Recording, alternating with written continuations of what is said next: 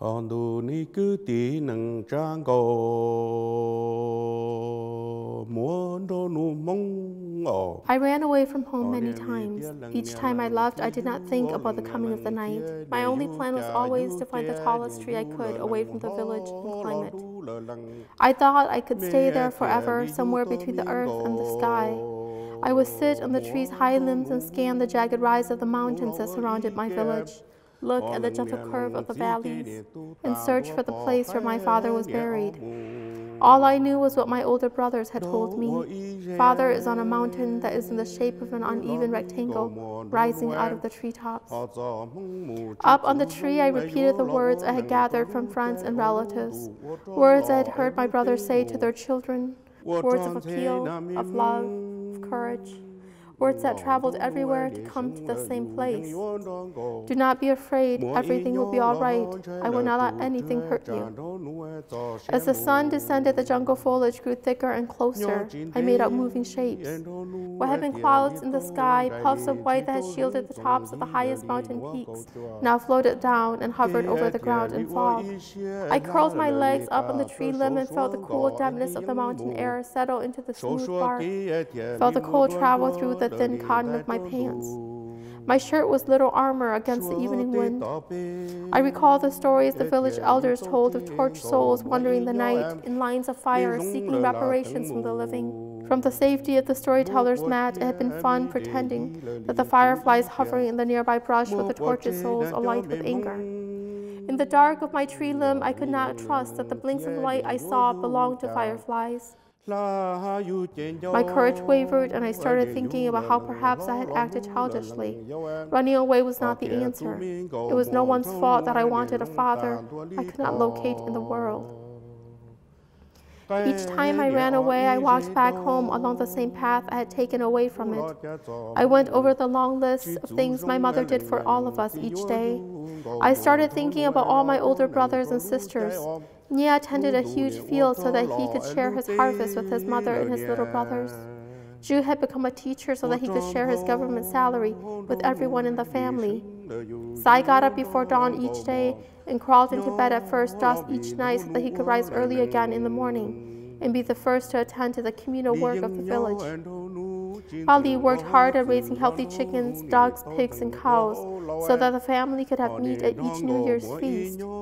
Ang carried books in his hands all the time and wrote notes of politics and humor so that he could be an example of education for Hu and me to follow. Ya cooked and cleaned without complaint. God did our laundry and helped with the house, and while she had long lists of complaints, they never stopped her busy hands and feet from working.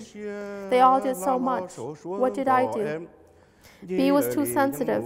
B told himself that the concern over having enough rice was not about him but the war. B told himself that the brother who had bought candy for his children was simply being a good father. It was not his intention to make anyone sad. All his brothers were acting as best they knew how. The sadness was because he didn't have a father, nothing less and nothing more. B told himself that he needed to expand his heart and thicken his skin and become more of what the family needed him to be. More like Hu, although without his school smarts or his big round eyes. I ran away so many times because I could not carry the weight of words, the ones inside of me and the ones around me. I could not use my mind to escape from the actions, conscious and unconscious, of those who loved me.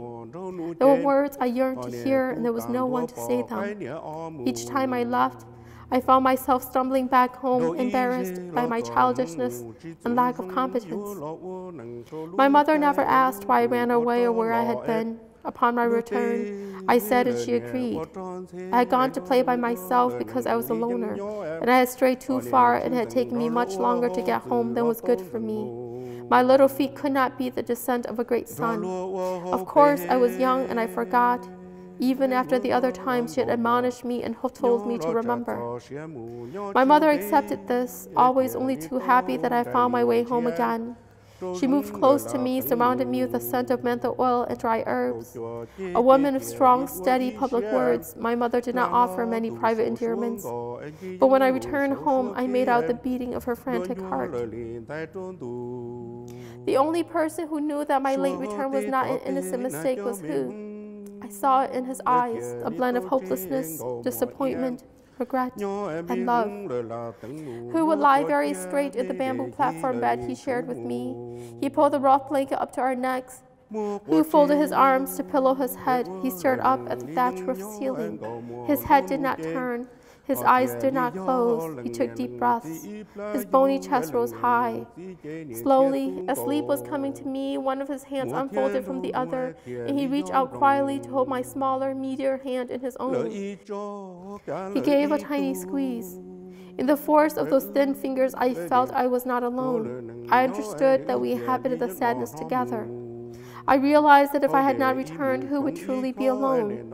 That's when I cried, from my own thoughtlessness and our endless yearning. I didn't dare make a noise. My body jerked in small, hiccuping motions, and the hot liquid of my tears slipped out of my eyes and down either side of my face. The tears that had held back by firelight on the small track away from the village, up high in the tree, became a small, salty stream of hurt unfurling. Through the tears, I could see my mother's back turned to the wall. In the dark, it seemed her body jerked in little motions similar to my own. I was 12 years old when I began singing Hmong song poetry. My body was changing. More and more girls were noticing me in the village. My mind was changing too. I understood that school was not my arena, but that I could find another pathway to manhood. The world we lived in was changing. Each day I grew more certain that my future would rest at the point of a gun, not a pen. The drums of the dead battled, the cries of widows and orphans in our village. The only way I could meet their pain was to take it inside of me, melt it into my flesh, and feel the pull of the Hmong blood pulse through my veins, fill my heart, and overflow. When I began singing song poetry, I discovered I could share our stories of hurt and sorrow, of missing and despair, of anger and betrayal, conscious and unconscious, intentional and not. My silent sensitivities with those around me. In my songs, my brothers and sisters, family and friends felt the fall of their own hot tears come down their cheeks. My songs allowed me and those around me to feel a longing for the words that were impossible to live up to, but unforgettable to hear, the promise of eternal care. Do not be afraid. Everything will be all right. I will not let anything hurt you. 摩天边中努爱单他一时能耳目，直到是脚。